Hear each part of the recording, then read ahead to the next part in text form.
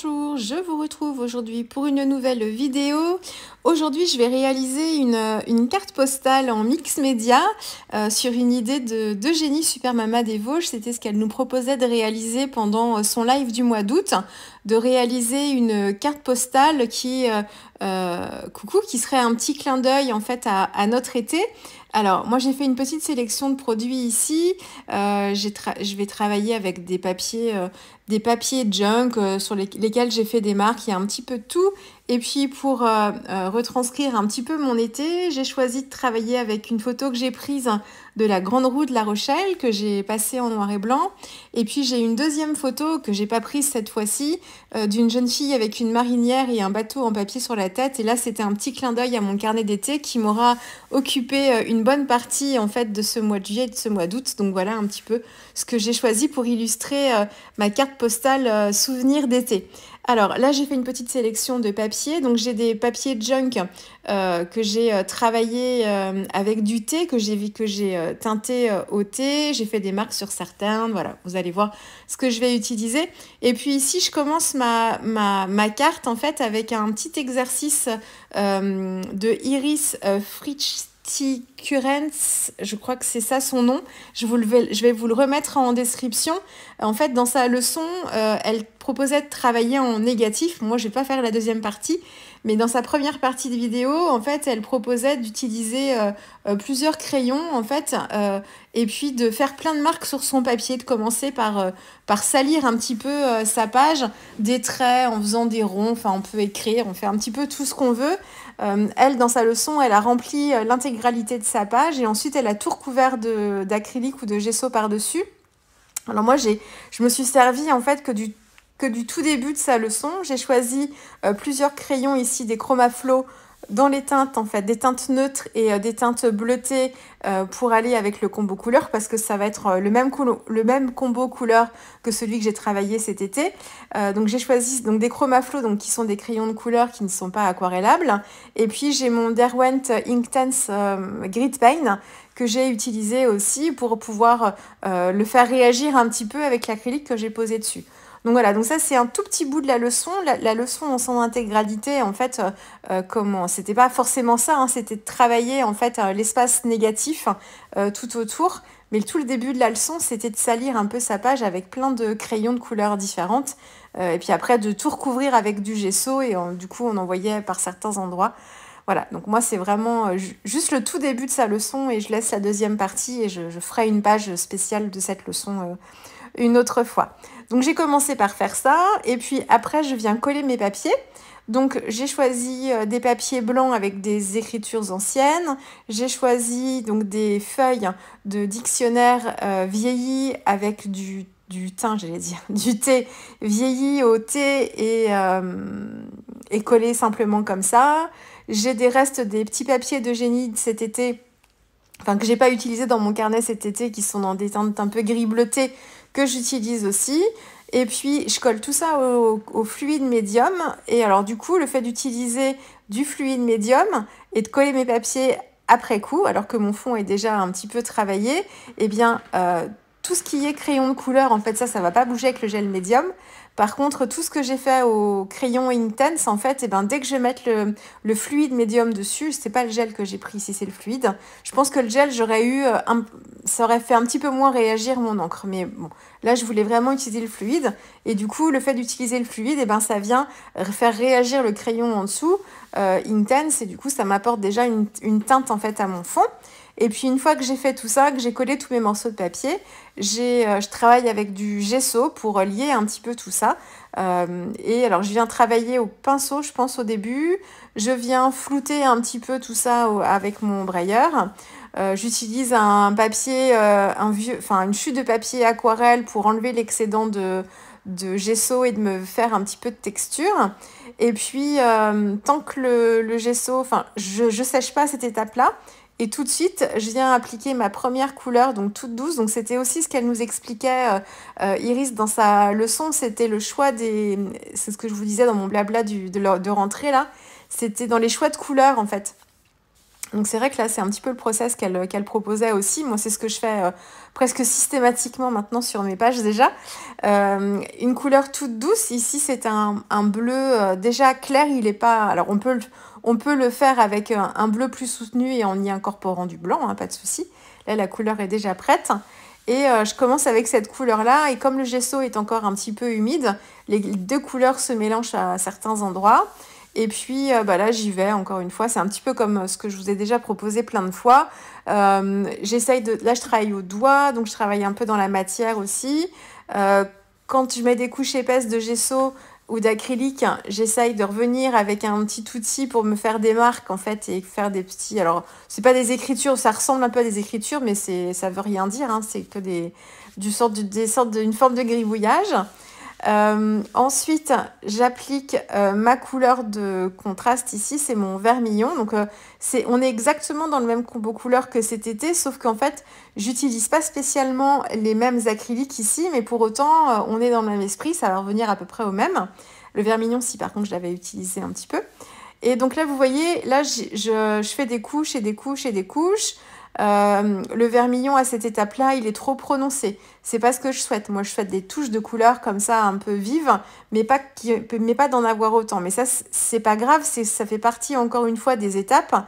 C'est que je choisis délibérément de mettre ce vermillon à cette étape-là parce que je sais que ma page n'est pas terminée et que je vais encore ajouter des couches. Donc, je rajoute du blanc, je rajoute du bleu. Si je veux une couche de blanc, en fait, bien blanche, eh bien, je vais sécher bien ma page avant d'appliquer ma couche de blanc. Sinon, je prends le risque de faire réagir le vermillon en dessous à peine sec avec ma couche de blanc. Alors, ça peut être très bien de le faire réagir aussi. Du coup, ça va le rendre un petit peu plus doux, un peu plus pâle aussi. Mais c'est bien de le faire aussi. C'est bien de sécher entre chaque couche aussi. Enfin, de temps en temps, c'est bien aussi de sécher entre les couches pour nous permettre d'apporter en fait des couches supplémentaires et surtout si on veut des zones bien blanches. Donc je continue. Là où j'ai mis du blanc, j'ai une autre couleur d'acrylique Amsterdam, c'est un gris bleuté que je vais mettre à certains endroits. Ensuite, je prends mon grit paint. Donc j'essaye de voir à peu près où j'en mets, sachant que dans mon idée, ma grande roue va être sur la partie droite, dans l'angle en fait, un peu comme ce qu'a proposé Eugénie aussi dans sa mise en page, dans l'angle en bas à droite. Donc j'essaye de travailler, de penser déjà à cette composition-là, me dire qu'à cet endroit-là, j'aurai une photo, même si elle va être un peu cachée parce que je vais faire après. Mais j'essaie de réfléchir à ma composition comme ça. Et puis, encore une fois, pour atténuer un petit peu les zones de gris de pagne qui sont là très foncées, je rajoute un petit peu de gesso, je rajoute un petit peu d'acrylique bleu et je continue un petit peu mon travail comme ça. Je vous le redis, le gesso, pourquoi je l'utilise plutôt que de l'acrylique blanche? Eh ben, je vais l'utiliser quand je veux pas avoir quelque chose de trop couvrant. C'est-à-dire quand je veux unifier un petit peu mes différents éléments.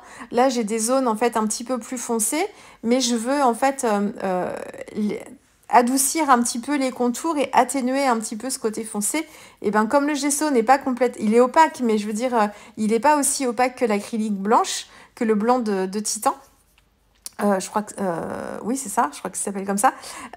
Donc du coup, ça va m'apporter par endroit une transparence et puis quelque chose d'un petit peu mat. Mais quand je veux vraiment quelque chose de plus opaque, eh ben, je vais prendre mon acrylique blanche. Enfin, en tous les cas, ici pour cette carte, parce que quelquefois j'utilise l'acrylique blanche tout le temps, pas de gesso. Ça dépend, j'aime bien changer aussi. Mais c'est pour vous expliquer un petit peu les différences entre deux médiums qui se ressemblent. Dans quel cas j'utilise le gesso et dans quel cas j'utilise l'acrylique blanche. Donc là, je continue. Je vais sélectionner des fonds gel presse. Donc du coup, là, j'essaye de voir un petit peu comment je peux les intégrer. Je choisis volontairement des zones un peu grises, grises bleutées pour rester un peu dans ce combo couleur et ajouter un peu plus de contraste, mais pas trop non plus. Et puis, je mets des petits bouts par-ci, des petits bouts par-là. Même si je trouve que parce que j'ai envie de casser un peu mes habitudes, c'est souvent que je travaille en diagonale, je vous expliquais ça. C'est souvent que je mets mes éléments par trois, ça forme souvent des triangles. Et en fait, j'avais besoin qu'à chaque étape de mon process, à la fin de chaque étape, ce soit déjà harmonieux. Et là, j'essaye de casser ça un petit peu parce que l'harmonie, elle arrive à la fin dans tous les cas. Donc, et du coup, si comment? Alors, il n'y a aucun problème à avoir des habitudes, mais là encore, c'est pour essayer d'élargir un petit peu ma pratique et mon expérience. Là, j'ai essayé de coller les morceaux de papier sans trop réfléchir. Je sais que je vais avoir ma photo, c'est ce que je suis en train de faire. Là, je fais un transfert. Je sais que je vais avoir ma photo à cet endroit-là. Donc là, je sais qu'il ne faut pas que je colle trop de choses ou que je remette du blanc en dessous. C'est ce que j'ai fait d'ailleurs. J'ai remis une couche d'acrylique à cet endroit-là pour que mon motif, ma photo ressorte bien. Mais autrement, mes petits morceaux de papier, je les colle et j'essaye de ne pas trop réfléchir à cette étape-là en me disant de toute façon, avec un peu de gesso blanc et des couleurs, je vais fondre tout ça et tout va bien se mélanger. Mon transfert d'image ici, donc c'est une photo que j'ai prise, que j'ai imprimée en effet miroir sur mon imprimante laser. Ça fonctionne aussi avec les imprimantes jet d'encre, vos impressions jet d'encre, les transferts. Il faut juste faire attention quand vous allez utiliser votre gel médium. Il faut juste travailler vite et éviter de trop frotter, de faire trop de passages sur votre motif imprimé, parce qu'à force de frotter, vous allez faire réagir en fait l'encre qui n'est pas indélébile quand c'est une impression jet d'encre, contrairement aux impressions laser. Mais c'est la seule contrainte, autrement ça fonctionne. Je l'ai moi-même testé de mon côté et ça passe. Hein. Mais bon, c'est sûr qu'il faut faire un peu plus attention. Avec le laser, vous n'avez pas de souci, vous n'avez pas ce problème-là. Donc j'ai fait mon transfert. J'avais essayé en fait de déchirer en laissant... En fait, ce qui m'intéresse, c'est de prendre que la grande roue. Je voulais pas spécialement en fait tous les détails dans mon ciel parce que j'ai des nuages en fait assez contrastés. Donc j'ai essayé de déchirer en fait en laissant une petite marge après la grande roue pour me permettre de faciliter un peu mon travail de transfert.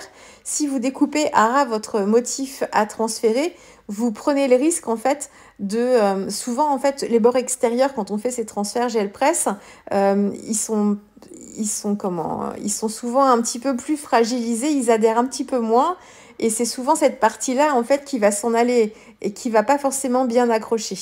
Alors, on peut très bien réussir en détourant au plus proche, en étant soigneuse et en attendant aussi bien longtemps que tout ça sèche bien correctement.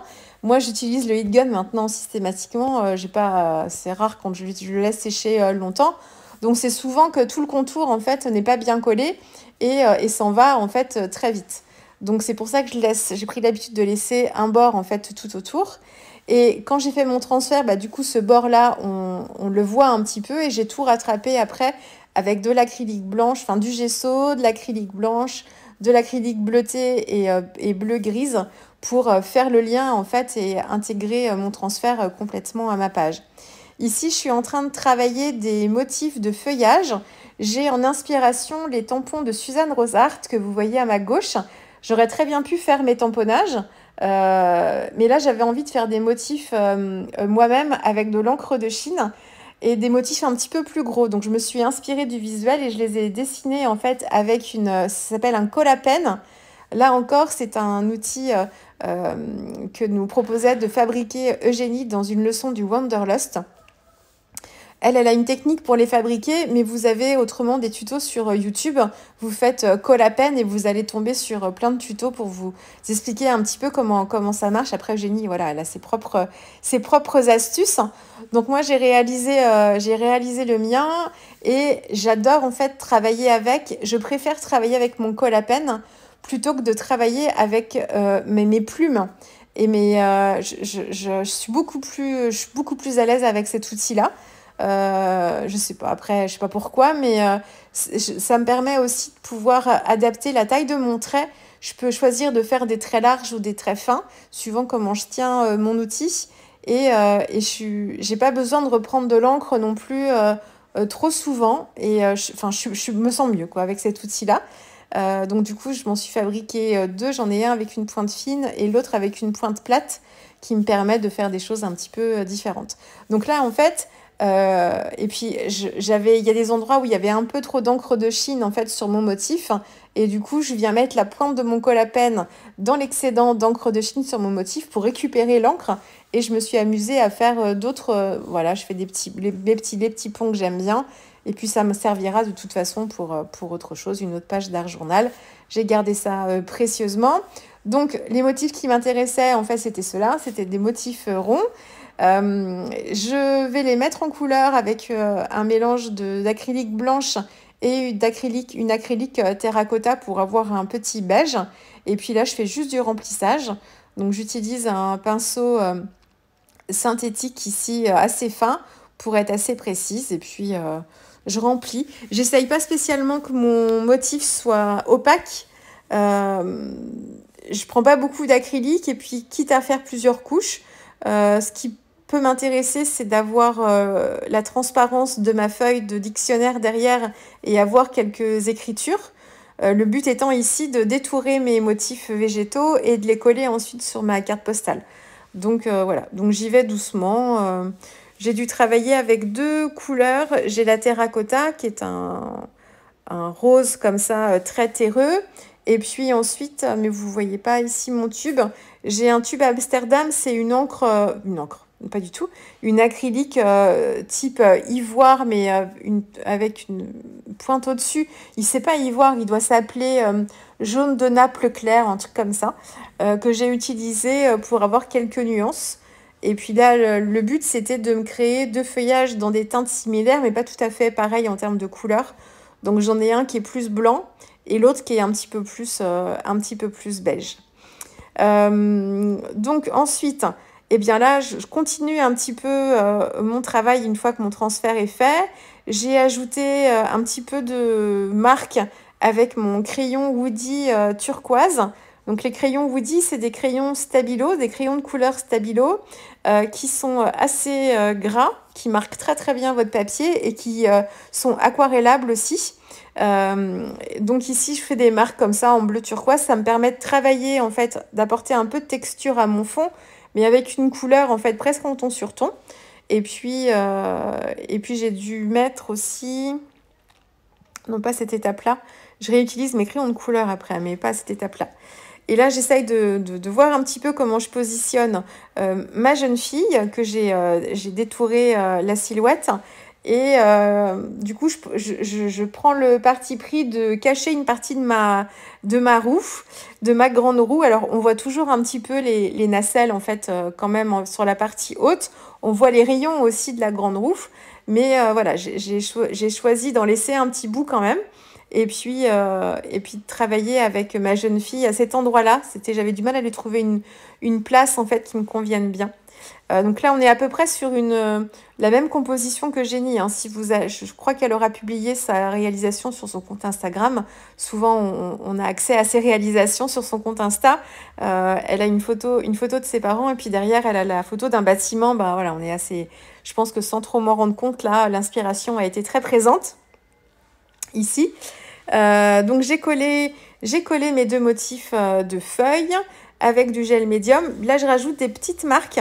Et puis ici, je suis avec un crayon Chromaflo beige et je rajoute des petites zones un peu beige en fait à certains endroits avec du coup un médium sec ici pour changer un petit peu et être un petit peu plus précise. J'aurais pu travailler avec mes luminances aussi qui sont assez gras. Ils auraient été peut-être un petit peu plus couvrants, mais le Chromaflo est déjà pas mal en fait dans ce genre de produits gras. Ce sont des crayons de couleur avec une mine assez crémeuse et qui tiennent très bien sur l'acrylique là. Ensuite, bon là on approche, là c'est vraiment des détails et de la finition. Je rajoute un petit peu de feuilles de soie avec des marques que j'avais faites avec un Posca blanc. Ce sont des gros Posca type marqueur et leur embout est rond. Et en fait j'ai juste fait des marques avec l'embout de ce gros Posca là, donc avec mon marqueur blanc. Et j'ai découpé voilà, des petits morceaux et je viens les coller. Donc le papier de soie, quand on le colle, ici j'utilise du gel médium, j'ai pas pris le fluide. On a le papier de soie qui se confond un peu avec le fond. En fait, quand il est humidifié, il vient se mélanger et du coup il a une légère opacité mais pas trop prononcée. Ce qui permet d'ajouter un petit peu de détail. Et là je rajoute des zones de lumière du coup ici. Et puis, alors mon titre, c'est Souvenirs d'été. Alors j'ai mis Souvenirs avec sans S, mais j'aurais pu être avec un S après coup. Là, en fait, je suis allée chercher dans un magazine, c'est un Vogue que j'avais, mais enfin peu importe. Et j'ai choisi Enfin, j'ai cherché des titres pour me découper mes lettres, en récupérer les lettres, pour me faire souvenir en petit et puis été en plus grand. Donc les toutes petites lettres, en fait, c'est ni plus ni moins que des petits carrés. Enfin, j'ai découpé un rectangle autour de chacune des lettres. Et le mot été, en fait, c'est ce que je voulais faire au début. Mais je trouvais que il y avait trop de blanc, c'était trop large. Et puis ma carte postale, c'est un format carte postale, donc c'est pas très très grand non plus. Donc j'ai préféré, en fait, détourer les lettres au plus proche en laissant un petit liseré blanc, mais au plus proche quand même des caractères. Et puis de recoller comme ça mes lettres. Pour avoir un petit peu plus de légèreté. J'ai aussi rajouté les accents sur les deux E. En fait, c'était le mot été qui était déjà marqué dans le magazine, donc j'ai juste découpé les lettres et puis je les ai repositionnées. Et puis là, en fait, je colle mes toutes petites lettres. Alors, j'ai collé les petites lettres avec le gel, enfin le fluide médium. Et là, je continue avec le mot été. Et puis, il y a un D aussi, un petit D quelque part que je place devant le mot été et ça nous fait souvenir au singulier de mon été. Donc voilà pour cette carte. J'ai rajouté aussi des marques avec mon crayon Derwent Inktense Grit Paint, mais je trouvais que les marques, en fait, il m'aurait fallu des choses un peu plus grosses et un peu plus épaisses en termes de médium. Donc du coup, comme c'est un crayon aquarellable, j'ai passé pour commencer, j'ai passé un coup de pinceau à réservoir sur chacune des marques que j'avais faites pour les diffuser un petit peu. Et puis c'était mieux, mais c'était pas suffisant. Donc après, j'ai pchité de l'eau carrément dessus pour les faire réagir un petit peu plus. Et du coup, à la fin, on voit encore un peu les marques. Donc on voit un peu ces petits traits verticaux, mais ils sont floutés et ils se mêlent un petit peu mieux au fond. J'ai fait le contour, le contour de ma photo avec mon Stabilo Hall noir que j'ai activé avec de l'eau pour me créer une ombre. Et puis j'ai fait pareil, alors un peu trop à mon goût, avec les petites lettres du mot souvenir. Il aurait fallu que je change de pinceau et que je travaille déjà sans crayonner directement sur mon papier, mais que je prélève très légèrement un petit peu d'encre noire sur la pointe de mon pinceau et que je fasse le tour des lettres avec un pinceau beaucoup plus fin pour être plus précise. Là, j'y ai un petit peu débordé et du coup, on a perdu la blancheur des lettres. C'est ça que je voulais conserver et ça donne quelque chose d'un peu plus terne, mais c'est des détails, hein. Et puis, j'ai fait des gouttes avec la pointe de mon colle à peine. J'ai fait des gouttes d'encre liquide. J'ai utilisé quoi? J'ai utilisé les encres liquides Sennelier, à moins que ce soit les Jacques Herbin. Mais non, je crois que c'est Sennelier. Si, c'est Sennelier, c'est le vermillon. Et puis, j'ai essayé de faire des gouttes plus ou moins. Donc, j'ai tapoté mon colle à peine pour me faire des gouttes comme ça, aléatoires. Et ensuite, je suis revenue avec mon colle à peine et des plus grosses gouttes et j'ai fait des coulures. C'est ce que vous allez voir, mes mains sont sales. Voilà, pour que ça dégouline un petit peu. Et ensuite, donc c'est une carte postale que je suis censée m'envoyer à moi-même. C'est ce que nous proposait de faire Eugénie. Et elle nous disait que ça apportait une grande satisfaction de recevoir en fait cette carte postale envoyée à nous-mêmes avec le timbre oblitéré. Donc pour que elle supporte le voyage, pourtant le relais de notre poste est en bas de notre rue, donc le facteur va rien comprendre. Parce qu'ils vont dire mais qu'est-ce que c'est que ça? Bref, elle va faire un court voyage celle-ci, mais je pourrais la poster dans une autre boîte aux lettres ou une autre ville carrément d'ailleurs. Mais pour qu'elle soit bien protégée, j'ai passé un coup de fixatif universel dessus, assez loin pour pas faire réagir le Stabilo Hall qui n'aurait pas été bien fixé.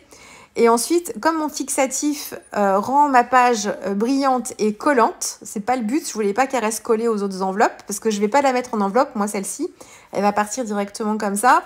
Une fois que le fixatif a été bien sec, j'ai mis une couche de fluide médium mat par-dessus, déjà. Et puis, pour enlever l'aspect collant de ma page, j'utilise une petite astuce, j'ai utilisé en fait une bougie, donc une bougie classique blanche. Et en fait, je l'ai frotté sur l'intégralité de ma page pour enlever le côté en fait brillant. C'est super efficace de faire ça. Et du coup, quand je passe ma main maintenant, il n'y a plus du tout d'aspect collant. Et ça a rematifié aussi un petit peu l'ensemble de frotter comme ça une bougie. Alors, j'ai utilisé les bougies chauffe-plat, vous voyez, et j'ai frotté la bougie sur l'ensemble de ma carte. Du coup, tout est bien fixé, bien protégé, c'est pas collant.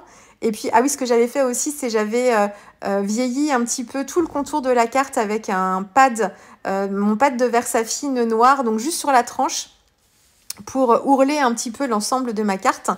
Et j'avais séché au heat gun et j'avais, comme la Versafine sèche très lentement, et j'avais des zones assez épaisses d'encre, je suis revenue enlever un peu d'encre avec mon essuie-tout. Et ensuite, j'ai resséché pour éviter tout transfert. Avec le fixatif, normalement, il n'y a pas de souci. Voilà, j'espère que cette carte postale vous aura plu. Encore un grand merci à Eugénie pour cette belle idée de carte postale à s'envoyer. Je suis fan. Alors, je suis encore dans le même combo couleur que d'habitude, mais c'est aussi le reflet de mon été. Puis, je pense que c'est un combo que vous allez revoir assez souvent, je pense. Voilà, j'espère que ça vous aura plu. Et puis, nous, on se retrouve très vite avec une prochaine vidéo. Au revoir.